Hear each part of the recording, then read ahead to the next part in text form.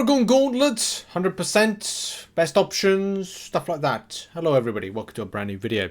So I've got an update to the infographic, well not infographic, spreadsheet, which as you know, a link is in the description. It's the monthly one I put out, loads of different tabs, lots of different things, yada yada, Winter of Woe options still there, mainly because we'll need them, you know, to create the gauntlet guides and stuff. So I've kind of left them there. I will probably remove them at some stage, but I think it's important just to leave some details just to prepare people. So I am leaving them there currently. But a tab that I've now updated because I've had the chance to is the Paragon Gauntlet guide. Now, I have pointed out, because people do kind of like raise these things from time to time, there's two sections, because there's going to be people that I'd say predominantly will do the Paragon Gauntlet challenge objective, but I've done a version that is non-challenge objective, where you get to use choice nodes, which you can see right there, and the version that we're really going to be focusing more on this video because it's what I did, which was, you know,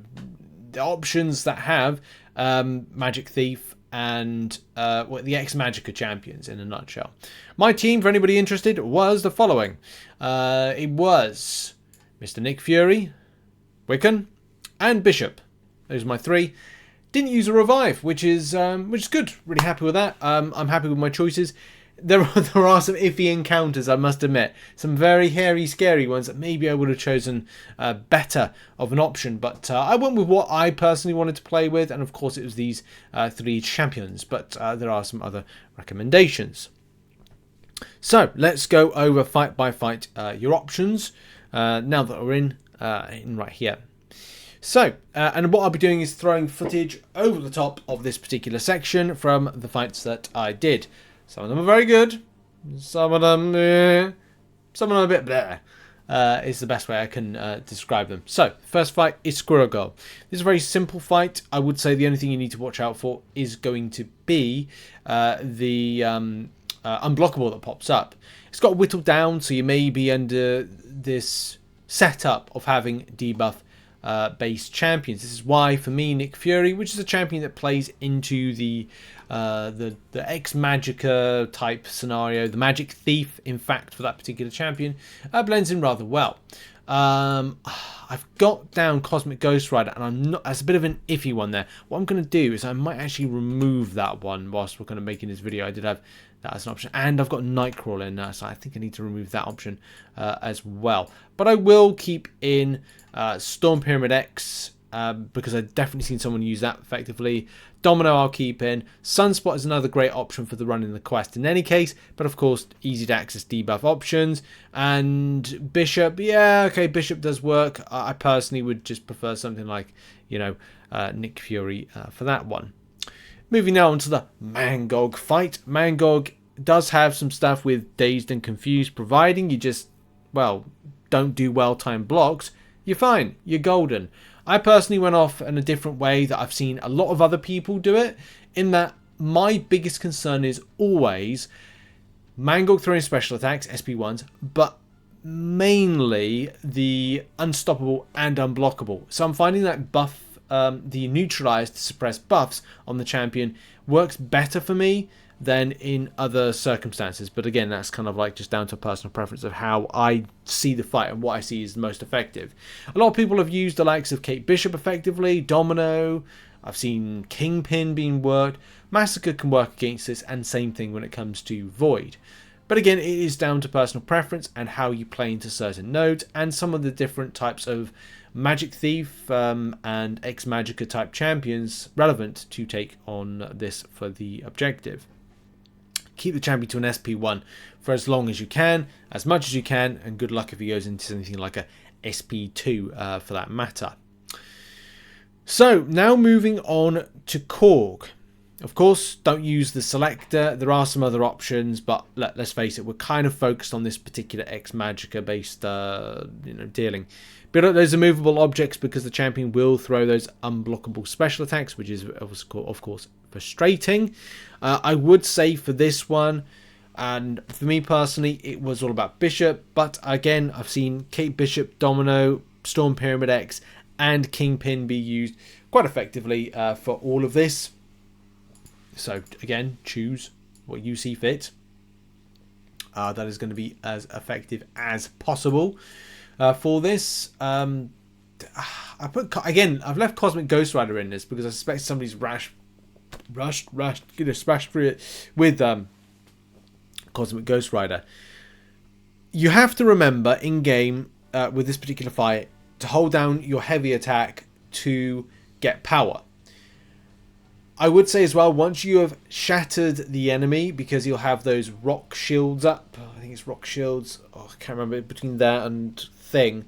But you know what I mean. Like, you'll have that shielding up. You've got to bring it down in order to do a good amount of damage.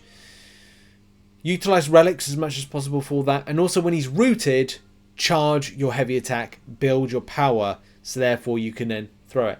I was very cautiously playing, I must admit, in some of these fights. So you got to be careful to kind of like make sure you don't lose. No one wants to lose. No one wants to lose revives, especially with other content that people are needing to do.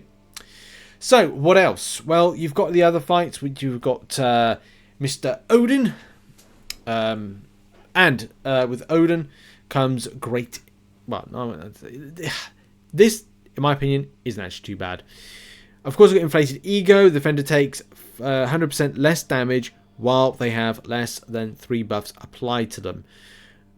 I would say you basically you've got to play into it. You've got to play into that particular element and watch out for unblockable. To be honest, again, another easy fight. I'm pretty certain I did this with Nick Fury, and that was effective enough. Those that suppress or look into buffs or suppressing them in any kind of way. Werewolf by Night does very well in this fight. White Tiger, Dragon Man. I think I've seen someone use Bishop. I'm pretty certain I've seen someone use Bishop in this particular fight. But again, I kind of used what I thought was kind of like a better option than that. Would I have used the likes of Wiccan? Maybe. I don't know why. Maybe I did, or maybe I didn't use him. But I just found, I think it was like Nick Fury the most effective. Well, look, there's tons of different options available to you to take this down. When it comes to Destroyer, though, Destroyer is a bit of a character of a champion, I must admit. Of course, again, don't use the choice nodes. Skip them. Diversion. Every 15 seconds, the attack is inflicted with a falter passive, causing all attacks to miss. If you get out of striking range, just keep your distance, of course, as much as possible. Keep the enemy to an SP1 as much as possible as well, especially because there will come a point in time where the champion, as part of backup recovery, is literally going to smash you with an SP3, and you know it's done with the fight. I've seen a lot of people have the same issue where trying to get that one shot is always difficult depending on a certain champion. I came close with Wiccan and then just finished the champion off with I think it was Bishop actually finished this off. But yeah, like maybe I should have started off with Bishop to smash this in. Maybe not. Again, it's down to you, like how effectively this is. I think I've seen someone use Kingpin to 100, like just kind of like blast through it. Same thing with Sunspot. Voids are very effective in this particular fight, and people have used Kate Bishop effectively as well in it. So again, just down to a personal preference on how you look to treat it, and just watch out, I think, for that SP3 that could come out of nowhere. It's backup recovery. Maybe I could have used a power control champion, Black Widow Clairvoyant, or anything like that.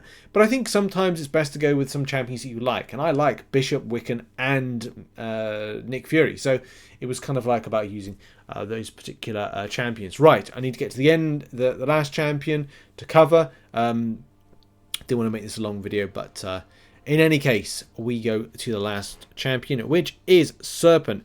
Serpent, again, very interesting of a champion to go up against. Nick Fury, for me, standout champion. I've been just using a lot. Hey, you get that second chance for smashing the enemy. But White Tiger effective, Werewolf by Night effective, Kushala effective. All of those can do the job absolutely fine. It depends on the team you create to take this down. Nothing hugely to watch about this one. Again, it's one of these situations of going, I think Black Widow Clairvoyant does fall into the X-Magica tag, which again could be like another great option.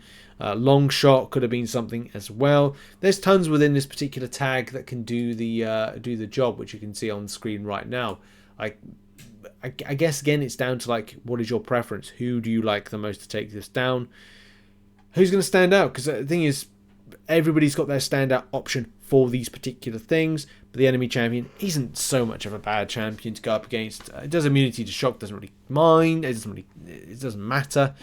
Yeah, I think just as long as you are either power controlling or doing as much damage as possible, nice, then everything should be all right. What did I see? Well, you'll find out another time. In any case, thank you very much for watching this particular video, and I will see you in the next one. Who did you use against a Paragon Gauntlet to take this down? Cheers, everybody. Have a great day. Bye-bye.